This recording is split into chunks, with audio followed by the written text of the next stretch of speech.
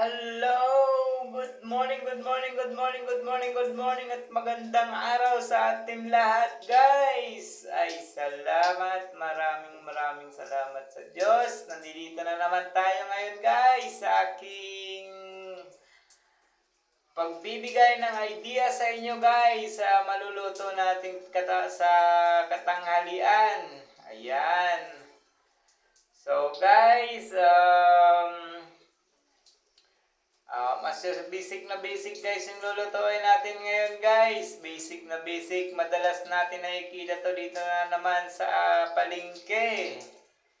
Ayan. So, ito guys, magbibigay lang ako sa inyo ng optional lang at proseso sa pag-prepare ng ating malulutong ulam sa katanghalian. Ayan.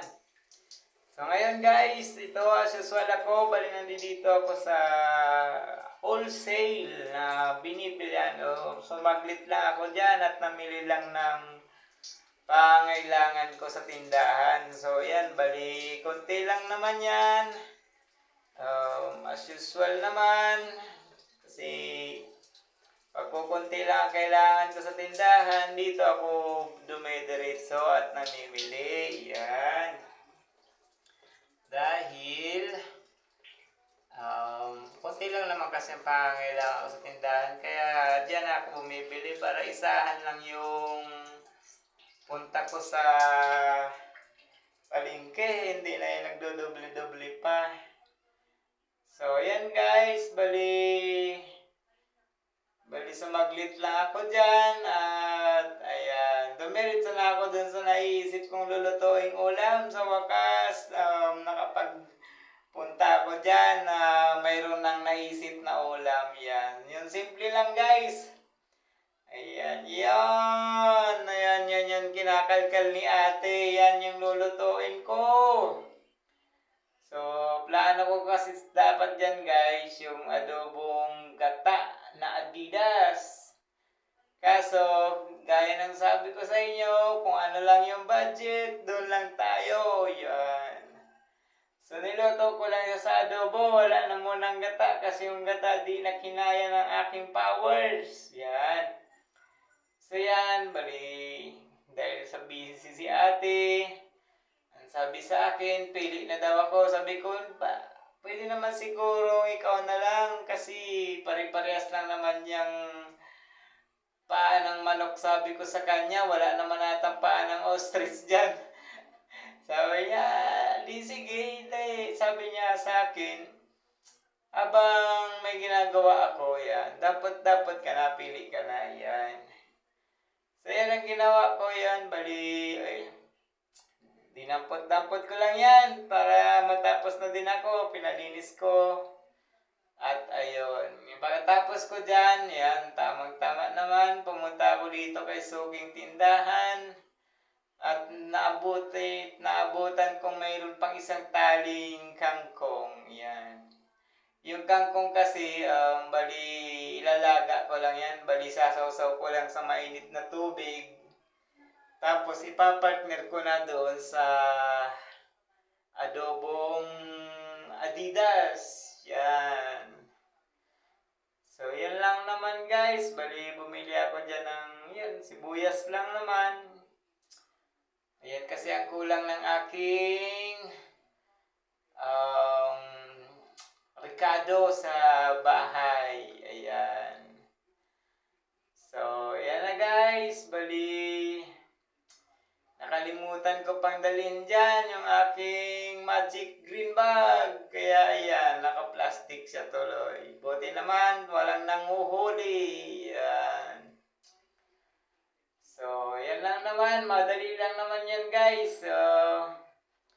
Bali, gusto ko sana siyang adobo sa gata. Kaso, wala naman. Hanggang doon lang ang kinaya. Sa adobong, sa adobo lang siya mabot. Ayan. So, pagkatapos ko dun sa suki ko guys na gulayan, so, usual naman, wala nang ibang pangailangan, wala nang ibang nakalimutan. So, dito na tayo sa aking motor para naman maasikaso na natin yung mga lulutuin na yan. Ayan. So, ganyan talaga guys. Itong kwan kasi natipuhan kong kainin ngayon, yung chicken feet. Kasi na-miss ko din, matagal-tagal na din ako hindi nakakain ito eh. Kaya ito yung inulam, yung ipapakita kong idea sa inyo. Ayan. So in fairness naman guys, nung naluto ko yan, talagang swabe. And fairness na naman, 101 na naman ang lasa at sarap. Ay, grabe. Kaya, ayan, ay magic na lang natin yan guys ulit para naman mas mapadali ang ating gawa-gawa sa buhay-buhay. Yan, yun na nabili ko guys. So, yan yung mga pangailangan natin. Nilinis ko na yan, paang manok. Tapos, ayan yung ricado niya, bawang, sibuyas, luya. At, ayan, may kalamansi. Kalamansi kasi yung ginagamit ko dyan guys na pampaasim para mas ramdam ko yung asim kaysa sa suka. Ayan. So, naiwa-iwa ko na yan guys. Kaya para naman mapadali na natin, i-proseso na natin yan sa pagluto. Ayan. So, as you can see guys, pag nagigisa, laging mantika ang ginagamit. Hindi tayo naglalaga para tubig ang ibuhos nyo dyan, ha? So, ito namang sinabi ko naman ay para naman dun sa gustong matuto, kaya sinasabi ko to para sa kanila. Hindi naman dun sa magagaling, sa mga profesional, dahil alam nyo po, ako'y saludo po sa inyo. Ayun. So, dito na tayo guys. Pagkainit ng mantika na yan, hindi ko na pinag-iisip-isip dyan kung ano pang mauna o kung sino pang mauna sa kanila. Basta sabay-sabay na yan dyan. Sabay-sabay na yung bawang, sibuyas at luya. Yun. So, yan guys. Kahit mga 1-2 minuto lang nag-isa yan. Ayos na yan. Surbol na yan. Kaya pagka ganyan eh, basta pag may aroma ng lumanghap sa ilong mo, pwede na yan. Pwede mo nang isunod yung mga palalambutin mo dyan sa pag-gisa-gisa na yan. Para mawala lang yung langsa yan. Yan ang ginagaya ko. Yung mga inuuna ko muna. Ayan. So, ayan guys, baligisa-gisa lang tayo. Panoorin nyo lang guys kung ano yung mga nilalagay ko dyan. Mga sunod-sunod na din naman yan. Saka kilala nyo guys kung ano yung mga nilalagay ko dyan. Ayan. So, awareness guys, may share ko lang sa inyo guys. Kasi bilang paalala lang, parang kapatid na din. Maging aware kayo guys. Alam ko kasi sa panahon natin ngayon, laging masasarap ang kinakain natin. Maging aware lang tayo guys dyan sa mga binibili nyong mga matatamis, yung mga 3-in-1 na kape, tsaka yung mga milky. Ako guys, iwas-iwasan nyo yan guys kasi pagka dinapuan na kayo ng balik niyan sa katawan guys, baka singilin kayo ng sobra-sobra. Kaya bilang kapatid, payong kaibigan, mas maganda pang dito na lang tayo magtuon sa pagluluto guys. Kasi dyan may sasabi ko sa inyo, baka laging masaya ang buhay nyo dito pag kayo nagluluto. Hindi yung laging masarap laging iniisip niyong pagkain. Baka mamaya balik sa inyo niyan, hindi masaya, baka sobrang kalungkutan. Mahirap yan. Kaya guys, bilang payong kaibigan, kapatid na din, mas dalasan nyo guys ang mag-inom ng tubig lang. Tubig lang guys, tubig lang. Pakiusap ko sa inyo, huwag na kayong masyadong mag-soft drinks pa. Kasi ang mga gawang tao ngayon, mga parasis food guys, sinasabi ko sa iyo 101% guys, yan yung titira sa buhay mo. Maniwala kayo sa inyo, maniwala kayo guys. Ako dati nagikinig lang din ako, pero sasabihin ko sa inyo ngayon guys, ako nagsasalita na din ako niyan sa inyo. Kaya maging aware kayo sa sarili nyo guys, kasi mahirap pagka yan ng katawan nyo bumigay, di na kinaya yung mga kung ano-ano yung mga pinapasok niya dyan sa tiyan ninyo. Maging aware kayo guys, kaya mas maigi pang mas tubig na lang muna inumin nyo, dalasan nyo yung tubig. Wag na kayong mag-inom ng mga matatamis at prosesong pagkain, tsaka yung mga prosesong inumin. Yung ang sinasabi nilang masarap daw doon sa may star, tsaka mayroong box, ay sus Ginoo. Pag kayo siningil na niya ang katawan ninyo, sigurado makikita nyo na yung star. Malamang nasa box na din kayo. yan yung nakakatakot dyan. Sabihin nyo, pag tinamaan na kayo ng sakit yan, saka nyo sasabihin gusto nyo pang mabuhay ng mahaba. Kaya bang wala pa tayong nararamdaman, ingatan nyo yung mga kinakain nyo guys Ito naman bilang kapatid, bilang kaibigan, payong kaibigan at kapatid, sinasabi ko sa inyo. Mas mahalin natin at alagaan natin ang sarili natin. Yung kahit sa simpleng ulam na masustansya, yun doon tayo. Saka patubig-tubig lang, huwag tayong masyadong huwag kayong nako, Diyos mio. Kaya sinasabi ko nga sa inyo, itong mga sinishare ko sa inyo guys, lang to, yung basic lang. Tapos yung budget meal, sinasabi ko sa inyo dito.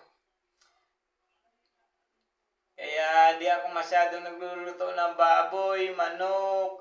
Ay ito naman, paa naman to ng manok. Alam ko, mas may benefit sa atin to yung chicken feet kaysa naman dun sa laman na puro injection na.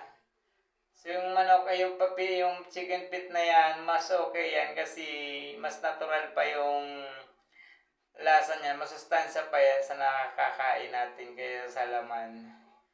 Kaya mas bet ko yan ganito kaysa yung magluto ako ng laman.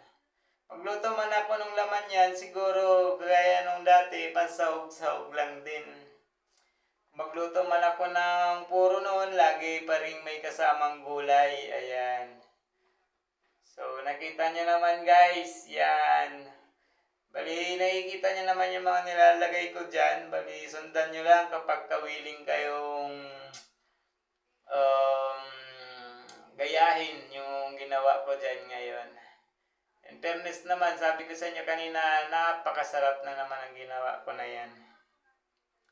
Ayan. So, kita nyo naman yung pagkalambot ng sauce at ang laman yan. Sakto talaga sakto yung timpla niya, sakto yung lambot niya. So kayo guys, kayo bala guys, pwede nyo mas palambutin pa yung laman niyan kaysa sa buto niyan. Kasi nakadepende naman sa tubig na ilalagay nyo yun yung importante dyan. Kaso sa akin kasi, ginanyan ko lang kasi mas gusto kong natatansya ko yung konsumo ng apoy sa linuluto ko dahil lahat ng bagay-bagay sa galaw kailangan natatansya-tansya ko para naman napapansin ko yung mga gastusin sa bahay-bahay. Ganun po ako niyan. So, yan. Hindi naman ako masyadong nagkukonsumo ng apoy dyan. As long as kaya ko naman ding kainin na at alam kong lutong-luto na. Yun.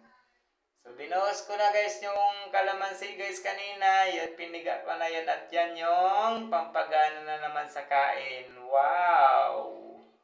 Sana all! Yan. Ayan, gaya guys ng dati guys, yan, malapit na yan maluto guys, kung ano yan. Kumbaga, preparing na naman yan para sa chibugan.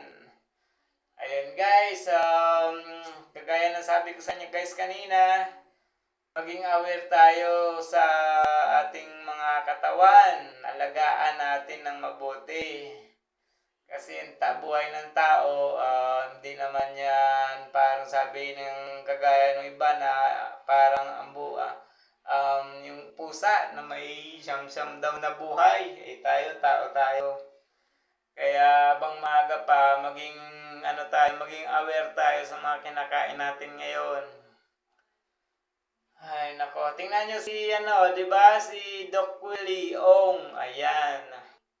Kita nyo yung nangyari sa kanya. Isang professional na healthcare. Tapos ganyan pa rin ang nangyari sa kanya. O, ayan. So, kainan na guys. Ayan. So, inabot na ako yan guys ng gabi sa luto. Kasi sa gabi ko na nampisan yan. So, napakain ako dyan ng kanin guys. Kasi, grabe. Wala akong merienda. Talagang naghahanap ako ng pagkain. So, dito ko na muna binawi-bawi yung gutom ko. Kaya, ayan, napakain ako ng marami dyan. Parang gusto ko ubusin yung yung chicken feet dahil sa kasarapan niya. Ako na lang ang umawat sa sarili ko kasi sabi ko, ano ba naman yan? Parang inisip ko, parang wala akong tigil sa kain.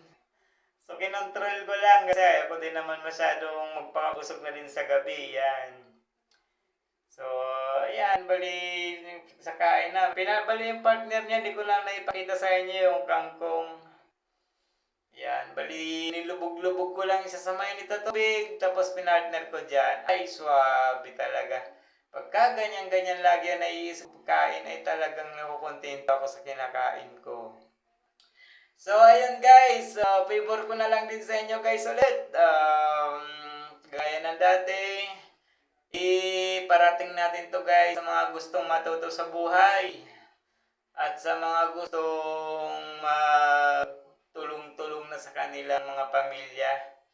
Bibigyan natin sila guys ng pagkakataon para may parating natin to sa kanila. Para naman nabang bata pa natutunan silang gumawa ng para sa kanilang buhay. Isipin na lang natin to guys na parang naging implo tayo or naging kamay tayo ng Diyos para may parating natin to sa nila. So ayun guys, lagi nating mahalin guys sa sarili natin. Yung naging aware tayo sa kinakain natin. Basta yung mga process ng gawa ng tao, yung mga processed food, processed drinks. Pakiusap ko lang sa inyo guys, limitahan nyo yan. Kung at maaari guys, tanggalin na lang yan sa habit ninyo. Mas lagi pang magtubig kayo. Yun, ang tubig ang maganda sa atin. So ayun guys, salamat. Maraming salamat sa pagsama sa akin. Kagaya ng dati, mahal ko kayo. I love you.